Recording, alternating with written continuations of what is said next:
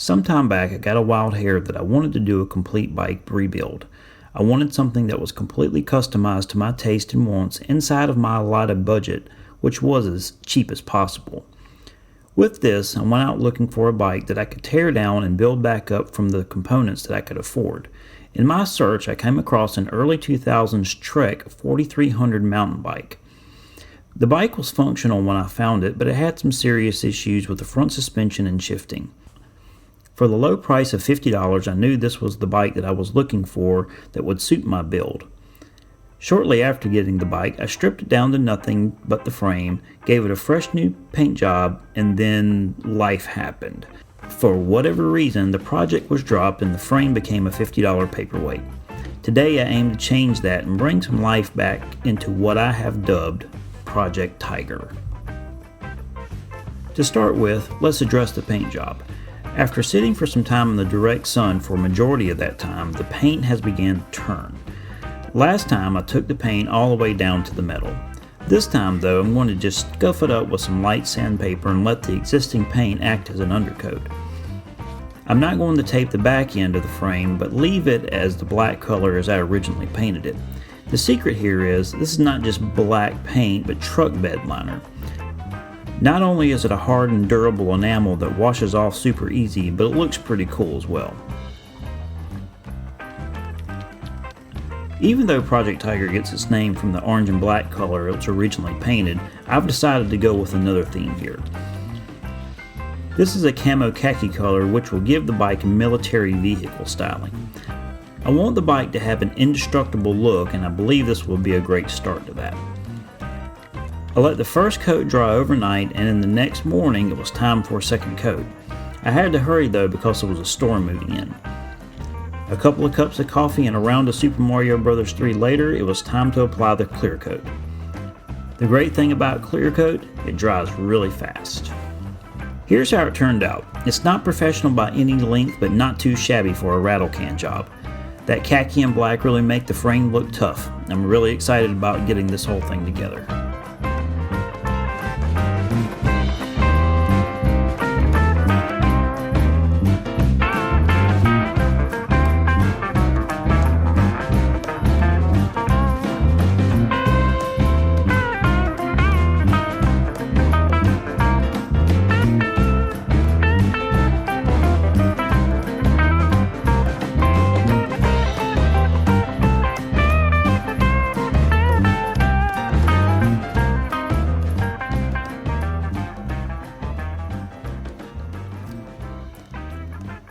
Starting with the derailleur, I'm actually putting on what originally came off the Trek 4300.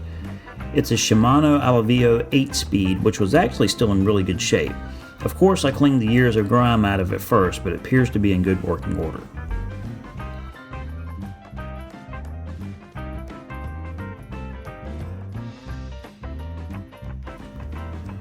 Moving up to the drivetrain, I again went with the IFX crankset.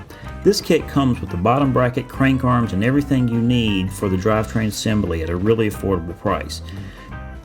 Because I liked it so much on the XR Pro, I again went with the JG Byte 32-tooth chainring. It's affordable and feels solid. I've abused it a bit on the Goose, so I feel good using it here as well.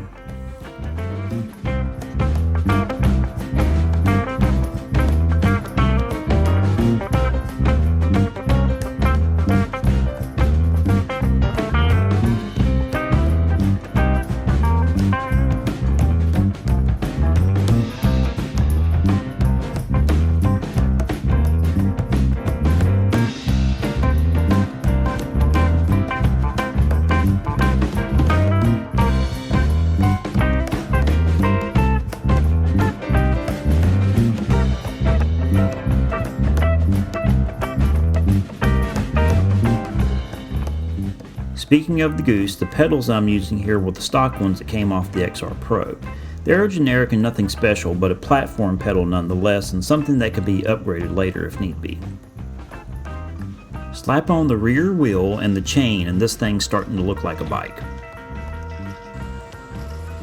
While working in the area, I decided to go ahead and set up a chain guard on the chainstay. Using an old inner tube, some electrical tape, and some zip ties, not only does it add some protection from the chain slapping around, but it also adds that all-around tough look this bike is taking.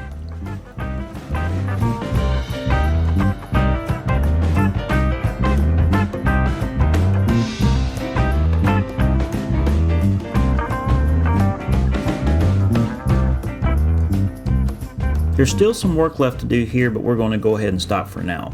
Not only for the sake of time, but because the temperature is turning up as the day goes on. You've not lived until you've experienced 98-degree temperatures with 95% humidity.